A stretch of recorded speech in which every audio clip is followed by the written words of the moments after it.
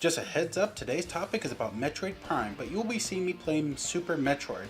I don't have a copy of Prime Trilogy to use with my Wii U to capture footage, but hey, Super Metroid's awesome to watch! Hello and welcome to the Nintendo Network. And yes, it might be July, but we can still talk about the aftermath of E3. I talked a little bit about rumors in my Unpacking E3 video, so I won't go into them too much, but it is something of importance for today's topic. Metroid Prime 4 was announced at 2017's E3, with little to nothing beyond a logo, most likely a placeholder logo, and that it was in development. Fast forward to a year later in E3 2018, and many Nintendo fans were expecting a full reveal of Metroid Prime 4. And there's quite a few I saw online expecting it to be released this year, and I still don't get it. Metroid Prime 4 was just announced last year, and it was very obvious that they had just started, maybe even started that week before. Okay, maybe not that soon, but still. It was only the Prime logo with a 4 next to it. It makes me wonder if people truly understand how long games can take to make. Look at Yoshi for Switch. We got a trailer and a treehouse section from the game last year at 2017. It looked pretty well in development and everyone thought it was on the same amount done as Kirby Star Allies. But Yoshi wasn't even mentioned this year, so take a moment to think about that. But the title of this video is, Why is it okay Metroid Prime 4 is a no-show at E3? Well, let's go over a few things. First off, Metroid is a big IP for Nintendo, it being... Okay, this part bugs me to death. I have to address it. Yes, Metroid is a big name for Nintendo. I personally love the series. It was the original Prime that got me into the Metroid franchise. But I just don't get how Metroid Prime 4 was announced last year. It seemed like the internet lost it. So many reaction videos. And I'm sitting here thinking, where were you all years ago when the original Prime trilogy came out? Or Zero Mission for that matter. As popular as Prime was, Prime 2 and 3 didn't get the fanfare the first did from the fans. As a side note, I think Prime 2 was the best of the three. And yes, I understand it is very possible that since the GameCube era, people could have found the Metroid series. I came to the series after Prime myself, so I do understand jumping into a franchise late. I don't know, it's just something that's been bothering me over the year. I'm not mad that Metroid is getting love and recognition. It's a great thing, but it still makes me scratch my head. Where was this years ago?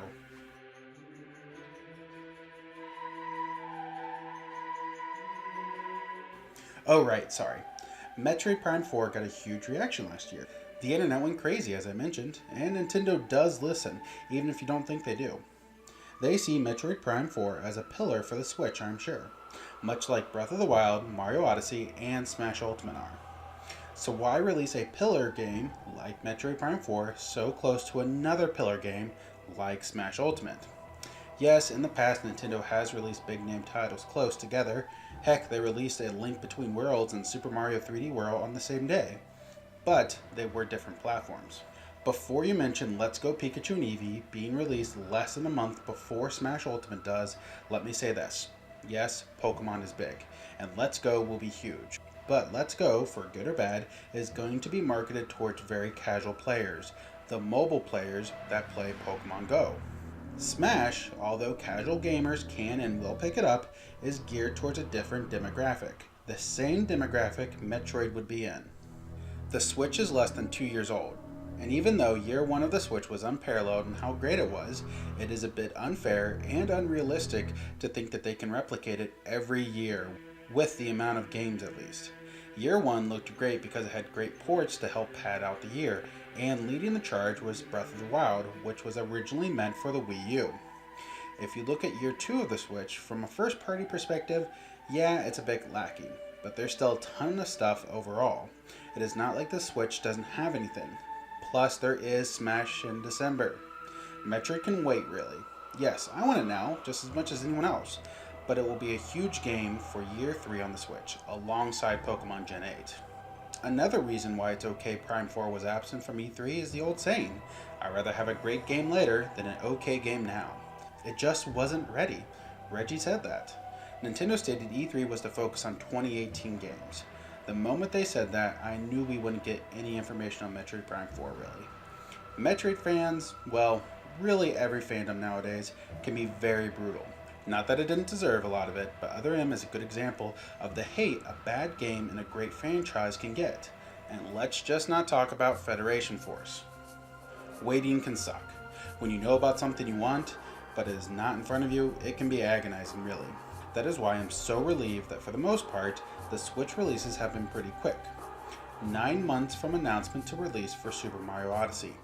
11 for Xenoblade Chronicles 2. 9 months. 9 months between knowing about Smash Ultimate and it being released in December.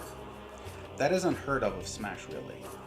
But we didn't know we wanted them so badly until we actually saw a trailer or knew about it. Yes, we knew a new Smash was coming. Yes, we knew a new Mario would come out eventually. But until we saw a trailer, the thirst for them really wasn't truly there. And heck, we didn't even get a trailer for Prime 4, and we are foaming at the mouth wanting more. But here's the thing, look at Breath of the Wild, a game that was teased for many years. When we did get it, it was breathtaking.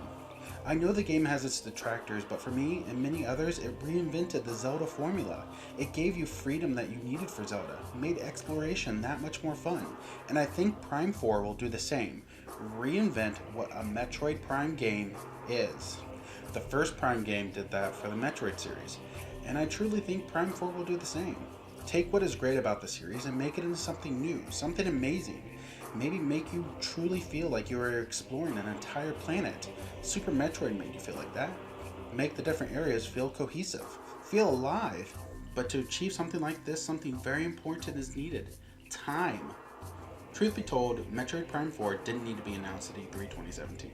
It brought hype to the franchise, and maybe it was a way for Nintendo to gauge interest to see how much to invest, but really there was a lot at E3 2017. They could have held off until this E3 to show Metroid Prime 4 was coming. But Nintendo was on a high from the Switch and probably thought, yep, let's just show off the logo. It was probably a long shot to expect Prime 4 in 2018, but I would say 90% of the internet felt like it was. But it is okay to space out releases. Let's not kid ourselves, people.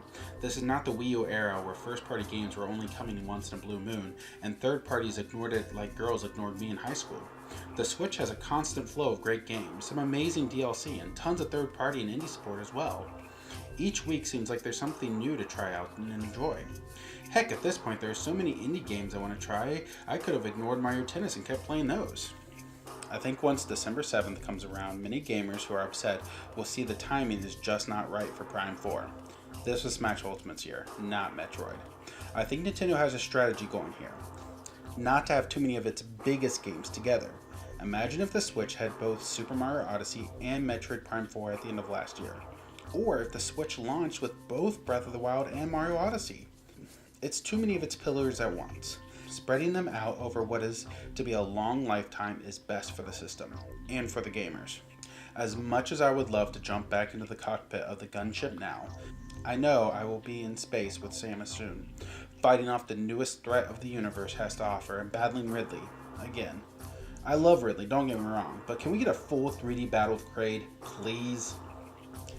Thank you for joining me here at the Nintendo Network, but I want to know what you are most excited for in Metroid Prime 4.